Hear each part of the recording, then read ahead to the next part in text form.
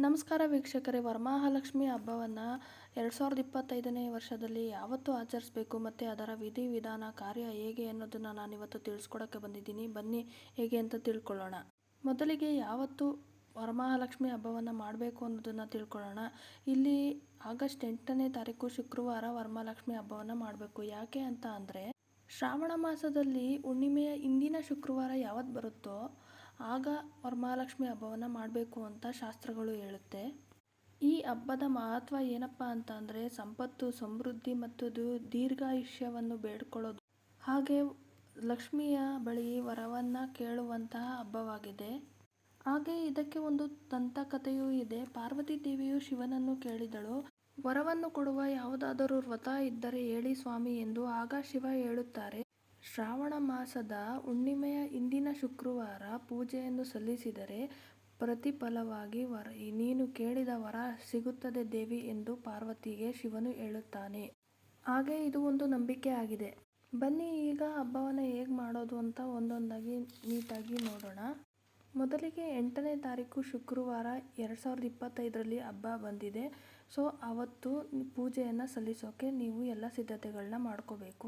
ಮೊದಲಿಗೆ ದೇವರಿಗೆ ಅಲಂಕಾರ ಮಾಡಬೇಕಾದ್ರೆ ಒಡವೆಗಳನ್ನ ಹಾಕಬೇಕು. ಆದರೆ ಎಷ್ಟು ಬೇಕೋ ಅಷ್ಟನ್ನು ಹಾಕಬೇಕು. ಯಾಕೆ ಅಂತ ಅಂದರೆ, ಈ ಹಬ್ಬ ವರವನ್ನು ಕೊಡೋ ಹಬ್ಬ ಆಗಿರೋದ್ರಿಂದ ನೀವು ವರ ಕೇಳಬೇಕಾದ್ರೆ ನೀವು ದೇವರಿಗೆ ತುಂಬ ಚೆನ್ನಾಗಿ ಕಾಣಿಸ್ಬೇಕು, ಅಲಂಕಾರ ಮಾಡ್ಕೊಂಡಿರಬೇಕು. ನೀವು ಒಳ್ಳೆ ಬಟ್ಟೆ, ಒಳ್ಳೆ ಒಡವೆಗಳನ್ನು ಹಾಕ್ಕೊಂಡು ದೇವರ ಮುಂದೆ ಹೋಗಿ ವರವನ್ನು ಕೇಳಬೇಕು. ಹಾಗಾಗಿ ದೇವರಿಗೆ ಎಲ್ಲ ಒಡವೆನೂ ಹಾಕ್ಬಿಟ್ಟು ನೀವು ಹಾಗೆ ನಿಂತ್ಕೋಬಾರ್ದು. ಎಷ್ಟು ಬೇಕೋ ಅಷ್ಟು ದೇವರಿಗೆ ಹಾಕ್ಬಿಟ್ಟು ಆಮೇಲೆ ನೀವು ಚೆನ್ನಾಗಿ ರೆಡಿಯಾಗಿ ನಿಂತ್ಕೋಬೇಕು. ನಿಮಗೆ ಸಾಧ್ಯವಾದಲ್ಲಿ ಆಡಂಬರ ಮಾಡಿಕೊಳ್ಳಿ, ಆದರೆ ಆಡಂಬರ ದೇವರು ಕೇಳೋದಿಲ್ಲ. ಇಲ್ಲಿ ಪೂಜೆಯ ವಿಧಿ-ವಿಧಾನವೇ ಮುಖ್ಯ ಆಗಿರುತ್ತದೆ. ಹಾಗೆ ಈ ಪೂಜೆಯಲ್ಲಿ ಸ್ಟೀಲ್ ಅಥವಾ ಪ್ಲಾಸ್ಟಿಕ್ ವಸ್ತುಗಳನ್ನ ಯಾವುದೇ ಕಾರಣಕ್ಕೂ ಬಳಸೋಕ್ಕೆ ಹೋಗಬೇಡಿ. ತಾಮ್ರ ಇದ್ದಲ್ಲಿ ತಾಮ್ರ, ಇಲ್ಲ ಅಂದರೆ ಬೆಳ್ಳಿ ಪಾತ್ರೆಗಳನ್ನು ಬಳಸೋಕ್ಕೆ ಪ್ರಯತ್ನ ಪಡಿ. ಲಕ್ಷ್ಮಿಯನ್ನು ಒಬ್ಬಳನ್ನೇ ಕರೆದ್ರೆ ಬರೋದಿಲ್ಲ. ವಿಷ್ಣುವನ್ನು ಕೂಡ ಲಕ್ಷ್ಮಿಯ ಜೊತೆ ಬರಮಾಡಿಕೊಳ್ಳಬೇಕು. ಬಾಳೆಕಂದು, ಕಬ್ಬಿನ ಜಲ್ಲೆ ನೆಟ್ಟು ಒಂದು ಮಂಟಪವನ್ನು ರೆಡಿ ಮಾಡ್ಕೋಬೇಕು. ಫಸ್ಟಿಗೆ ಅದರ ಒಳಗೆ ಒಂದು ಮಣೆಯನ್ನು ಇಟ್ಟು ಅದರ ಮೇಲೆ ಒಂದು ಬಾಳೆದೆಲೆಯನ್ನು ಹಾಕಿ ಅದರ ಮೇಲೆ ಅಕ್ಕಿಯನ್ನು ಹಾಕಬೇಕು. ತದನಂತರದಲ್ಲಿ ವಿಷ್ಣುವನ್ನು ಪ್ರತಿಷ್ಠಾಪನೆ ಮಾಡಲು ಒಂದು ತಾಮ್ರದ ಪಾತ್ರೆಯನ್ನು ಇಡಬೇಕು. ಅದರ ಒಳಗೆ 3/4 ಭಾಗ ಅಕ್ಕಿಯನ್ನು ಹಾಕಿ ಮತ್ತೆ 5 ತರಹದ ಹಣ್ಣುಗಳನ್ನು ಹಾಕಬೇಕು. ಡ್ರೈ ಫ್ರೂಟ್ಸ್ ಹಾಕಿದ್ರೂ ಪರವಾಗಿಲ್ಲ. ಹಾಗೆ ವೀಳ್ಯದೆಲೆ, ಅಡಿಕೆ, ದಕ್ಷಿಣೆ, ಮಾವಿನ ಎಲೆಗಳನ್ನು ಇಟ್ಟು ಅದರ ಮೇಲೆ ಲಕ್ಷ್ಮಿಯನ್ನು ಪ್ರತಿಷ್ಠಾಪಿಸಲು ಒಂದು ಚಿಕ್ಕ ತಾಮ್ರದ ಪಾತ್ರೆಯನ್ನು ಇಡಬೇಕು. ಲಕ್ಷ್ಮಿಯನ್ನು ಪ್ರತಿಷ್ಠಾಪಿಸಲು ಲಕ್ಷ್ಮೀ ವಿಗ್ರಹ ಅಥವಾ ಲಕ್ಷ್ಮೀ ಕಾಯಿನನ್ನು ಹಾಕಬೇಕು. ಇಲ್ಲ ಅರಿಶಿನ, ಕುಂಕುಮ, ಏಲಕ್ಕಿ, ಲವಂಗ, ಪಚ್ಚಕರ್ಪೂರ, ಸ್ವಲ್ಪ ಕುಂಕುಮ ಕೇಸರಿಯನ್ನು ಕೂಡ ಹಾಕಬೇಕು. ಹಾಗೆ 5 ವೀಳ್ಯದೆಲೆಯನ್ನು ಇಟ್ಟು ಅದರ ಮೇಲೆ ಅರಿಶಿಣವನ್ನು ಬಳಿದಿರುವ ತೆಂಗಿನಕಾಯಿಯನ್ನು ಇಟ್ಟು ಲಕ್ಷ್ಮಿಯನ್ನು ಪ್ರತಿಷ್ಠಾಪಿಸಬೇಕು. ತದನಂತರದಲ್ಲಿ ನಿಮಗೆ ಇಷ್ಟವಾಗುವಂತೆ ಹಾಗೆ ನಿಮಗೆ ಅನುಕೂಲವಾಗುವಂತೆ ದೇವಿಯನ್ನು ಸಿಂಗಾರ ಮಾಡಬಹುದು. ಸೀರೆ, ಮುಖವಾಡ, ಲಕ್ಷ್ಮಿಯ ಮುಖವಾಡ ಅಥವಾ ಇತ್ಯಾದಿಗಳನ್ನು ಹಾಕಬಹುದು. ಬಳಸಿದ ಒಡವೆಗಳನ್ನು ಹಾಕುವಲ್ಲಿ ನೀಟಾಗಿ ವಾಶ್ ಮಾಡಿ ಹಾಕಬೇಕು.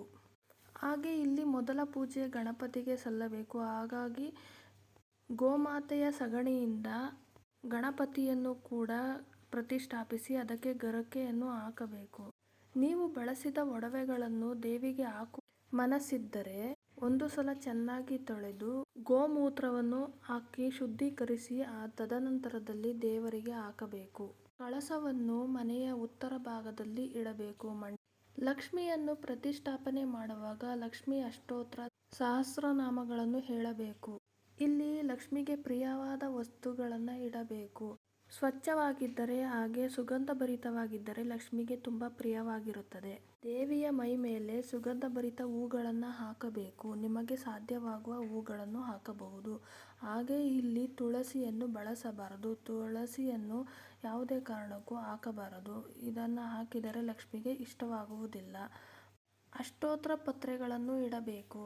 ಮತ್ತು ಗರಿಕೆಯನ್ನು ಕೂಡ ಇಡಬಹುದು. ಹೋಳಿಗೆಯನ್ನು ನೈವೇದ್ಯವಾಗಿ ಇಡಬಹುದು. ಹಾಗೆ ಪಾಯಸವನ್ನು ಕೂಡ ಮಾಡಿ ಇಡಬಹುದು.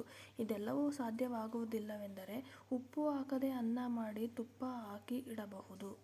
ಈ ನೈವೇದ್ಯಗಳನ್ನು ಸಂಜೆ ಗೋವಿಗೆ ತಿನ್ನಿಸಿದರೆ ತುಂಬ ಒಳ್ಳೆಯದಾಗುತ್ತದೆ. ಹೆಣ್ಣು ಮಕ್ಕಳು ಕಂಕಣವನ್ನು ಕೂಡ ಮಾಡಿ ಹಾಕಿಕೊಳ್ಳಬೇಕು. ದೇವರಿಗೆ ಗೆಜ್ಜೆ ವಸ್ತ್ರವನ್ನು ಯಾವುದೇ ಕಾರಣಕ್ಕೂ ಮರೆಯಬೇಡಿ.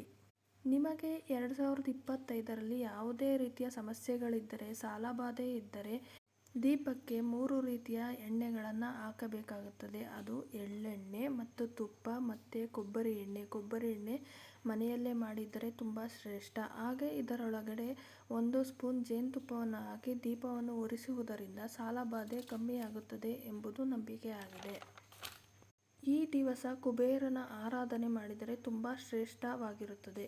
ಮುತ್ತೈದೆಯರಿಗೆ ಬಾಗಿನವನ್ನು ಕೊಟ್ಟು ಅವರಲ್ಲಿ ಆಶೀರ್ವಾದವನ್ನು ಪಡೆದುಕೊಳ್ಳಬೇಕು. ನಿಮಗೆ ಎಷ್ಟು ಜನ ಸಾಧ್ಯವೋ ಅಷ್ಟು ಜನವನ್ನು ಕರೆಯಬಹುದು. 5, 9, 12 ಜನವನ್ನು ಕರೆದು ಬಾಗಿನವನ್ನು ಕೊಡಬೇಕು. ಸಂಜೆ ಗೋಮಾತೆಗೆ ಅಕ್ಕಿ ಬೆಲ್ಲವನ್ನು ಕೊಟ್ಟು ಪೂಜೆಯನ್ನು ಸಲ್ಲಿಸಬೇಕು. ಒಂದು ವೇಳೆ ನಿಮಗೆ 8ನೇ ತಾರೀಕು ಪೂಜೆ ಮಾಡೋಕ್ಕಾಗಲಿಲ್ಲ ಅಂತ ಅಂದ್ಕೊಳ್ಳಿ. ಆವಾಗ ನೀವು ಮನೆಯಲ್ಲಿ ಏನಾದರೂ ಮೈಲಿಗೆ ಅಂಥದ್ದು ಆಗಿದ್ದರೆ ಮೈಲಿಗೆ ಕಳಿಬೇಕು ಅಂದರೆ 11 ದಿವಸ ಆಗಬೇಕಾಗುತ್ತೆ. ಸೊ ನೀವು 11 ದಿವಸಗಳು ಆದ ನಂತರ ಈ ಪೂಜೆಯನ್ನು ಮಾಡಬಹುದು. ಈ ಪೂಜೆಯನ್ನು ಮಾಡಬೇಕಾದ್ರೆ 2ನೇ ಸಲ ಮಾಡಬೇಕಾದ್ರೆ ನೀವು ದೇವ್ರ ಮನೆಯಲ್ಲಿ ಮಾಡಿದ್ರೆ ಒಳ್ಳೆಯದು ಅಂತ ಹೇಳ್ತಾರೆ ಶಾಸ್ತ್ರದಲ್ಲಿ. ಈ ಕಳಶವನ್ನು 3 ದಿನಗಳ ಕಾಲ ಇಟ್ಕೊಂಡ್ರೆ ತುಂಬಾ ಒಳ್ಳೆಯದು. ಆದರೆ ನಿಮ್ಮ ಮನೆಯಲ್ಲಿ ಮಕ್ಕಳಿದ್ದಾರೆ, ಎಳ್ದಾಡ್ತಾರೆ, ಇಲ್ಲ ಏನಾದರೂ ಆಗುತ್ತೆ ಬೇಡ ಅನ್ನೋರು ಒಂದೇ ದಿನಕ್ಕೆ ತೆಗಿತೀವಿ ಅನ್ನೋದಾದರೆ ಬೆಳಗಿನ ಬ್ರಾಹ್ಮಿ ಮುಹೂರ್ತದಲ್ಲಿ ಕಳಶವನ್ನು ಪ್ರತಿಷ್ಠಾಪಿಸಬೇಕು. ಬ್ರಾಹ್ಮಿ ಮುಹೂರ್ತ ಅಂದರೆ ಬೆಳಗಿನ ಜಾವ 4:45ರಿಂದ 6 ಗಂಟೆಯ ಒಳಗೆ ಕಳಶವನ್ನು ಪ್ರತಿಷ್ಠಾಪಿಸಿ ಮತ್ತು ಸಾಯಂಕಾಲ ಅಂದರೆ ಗೋಧೂಳಿ ಸಮಯದಲ್ಲಿ ಯಾವುದೇ ಕಾರಣಕ್ಕೂ ಕಳಶವನ್ನು ಮುಟ್ಟಬಾರದು. ಗೋಧೂಳಿ ಸಮಯದಲ್ಲಿ ದೇವರಿಗೆ ಆರತಿಯನ್ನು ಎತ್ತಬೇಕು. ತುಪ್ಪದಲ್ಲಿ ಆರತಿಯನ್ನು ಎತ್ತಬೇಕು.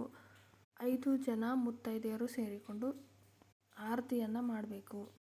ಅವತ್ತೇ ಕಳಶವನ್ನು ಎತ್ತುತ್ತೀನಿ ಅನ್ನೋರು ರಾತ್ರಿ 9:45 ಆದ ಮೇಲೆ ಕಳಶವನ್ನು ಅಲ್ಲಾಡಿಸಬೇಕು. ಅದರಲ್ಲಿ ಇರುವ ತೀರ್ಥದಲ್ಲಿ ಮನೆಗೆ ಪ್ರೋಕ್ಷಣೆ ಮಾಡಬೇಕು. ಇದಿಷ್ಟು ದೇವಿಯ ಪ್ರತಿಷ್ಠಾಪನೆ ಆಗಿರುತ್ತೆ. ಮತ್ತು ಯಾವ ಟೈಮಲ್ಲಿ ಬೆಸ್ಟು ನಾವು ದೇವರನ್ನು ಪ್ರತಿಷ್ಠಾಪನೆ ಮಾಡೋದು ಅನ್ನೋದಾದರೆ 3 ಸಮಯಗಳನ್ನ ನಾನಿಲ್ಲಿ ಹೇಳ್ತೀನಿ. ಮೊದಲನೇದಾಗಿ ಬೆಳಗ್ಗೆ ಹೊತ್ತು 6:30ರಿಂದ 8:45ರವರೆಗೆ ನೀವು ದೇವಿಯನ್ನು ಪ್ರತಿಷ್ಠಾಪನೆ ಮಾಡ್ಬೋದು. ಮಧ್ಯಾಹ್ನ 1:23ರಿಂದ 3:40ರವರೆಗೆ ಪ್ರತಿಷ್ಠಾಪನೆ ಮಾಡ್ಬೋದು. ಮತ್ತು ಸಂಜೆ ಕುಂಭ ಲಗ್ನದಲ್ಲಿ 7:28ರಿಂದ 8:53ರವರೆಗೆ ದೇವಿಯನ್ನು ಪ್ರತಿಷ್ಠಾಪನೆ ಮಾಡಬಹುದು.